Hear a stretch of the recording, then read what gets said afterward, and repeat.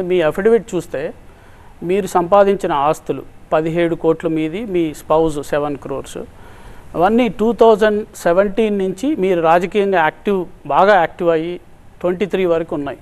అంతకుముందు మీరు లాయర్గా చాలా famous. So why did it happen? అంటే మీరు ఎందుకు రాజకీయాల్లోకి వచ్చాక మీ ఆస్తులు పెరిగాయి? నేను ఇన్కమ్ ట్యాక్స్ 1998 నుంచి కడతా ఉన్నా. మీకు కావాలంటే 1998 నుంచి నా ఇన్కమ్ ట్యాక్స్ రిటర్న్స్ ఇస్తాను.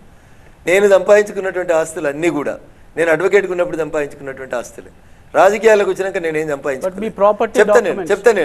అప్పుడు సంపాదించుకున్నటువంటి భూముల్ని, వ్యవసాయ భూముల్ని డెవలప్మెంట్కి ఇచ్చినప్పుడు, ఇప్పుడు అవి రింగ్ రోడ్ పక్కనో ఎక్కడనో ఇక్కడనో వచ్చి విల్లాస్ కట్టినప్పుడు ఆ విల్లాల ఖరీదు పెరిగి ఆ విల్లాలు అమ్మితే వచ్చినటువంటి డబ్బుకి నేను ప్రతి సంవత్సరం 1,20,00,000, 1,30,00,000, 1,40,00,000 ప్రాపర్టీ ట్యాక్స్ కింద కూడా నేను కట్టినటువంటి అంశాన్ని నేను నా ఇన్కమ్ ట్యాక్స్లో చూపెట్టిన.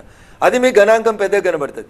సార్ మీకు సంబంధించిందే సార్, మీ మీద 25 కేసులు ఉన్నాయి being a lawyer. So are these including a rape case? So are these politically motivated? హరీష్కి మీకు ఉన్న గొడవల వల్ల వచ్చిందా, లేకపోతే what is the fact in those? Sir, judiciary మీద రఘునందన్ రావు ఎందుకు మాట్లాడతాడంటే 2003లో నేను ఒక అమ్మాయిని రేప్ చేసినాను when I was practising as an advocate. This is the allegation. Complaint ఎప్పుడు ఇచ్చినారు? 2020లో ఇచ్చినారు. ఓ గౌరవనీయులైనటువంటి రిటైర్డ్ న్యాయమూర్తి గారు మానవ హక్కుల కమిషన్ జడ్జిగా ఉండి దాని మీద పిటిషన్ మీద రాస్తాడు. ఏమని? దీన్ని కేసు నమోదు చేసి ఇన్వెస్టిగేషన్ చేయమని రాస్తాడు. ఆయన జడ్జిగా పనిచేసి హైకోర్టులో రిటైర్డ్ అయ్యాడు. పేరు తీసుకోవడం నాకు ఇష్టం లేదు, సంస్కారం కాదు కూడా.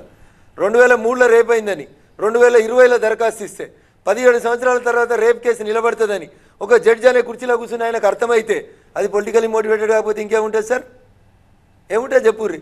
2020 నుంచి ఇవ్వడానికి ఛార్జ్షీట్ ఎందుకు వేస్తలేరు? ఎందుకు ఇన్వెస్టిగేషన్ జరుగుతలేదు? ఎందుకు బ్లాక్మెయిల్ చేస్తున్నారు రఘునందన్ రావు నా కేసును అడ్డం పెట్టి? ఎందుకు భయపట్టించాలనుకుంటున్నారు రఘునందన్ రావుని? కామన్ సెన్స్ ఉన్నాడు ఎవడని చెప్తాడు. ఒక పెళ్ళైన ఆడపిల్ల 2003లో రేప్ అయితే 2020 దాకా రేప్ కేసు నుంచి పెట్టకుండా ఉంటుందా? ఆ మధ్యలో ఆమె 5గురి మీద రేప్ కేసులు పెట్టింది. అప్పుడు రేప్ కేసులు పెట్టినప్పుడు రఘునందన్ మీద ఎందుకు పెట్టలేదు? ఎవరికి? ఇవన్నీ అడుగుతా కాబట్టి, మీరు అడగరు కాబట్టి నేను అడుగుతా కాబట్టి.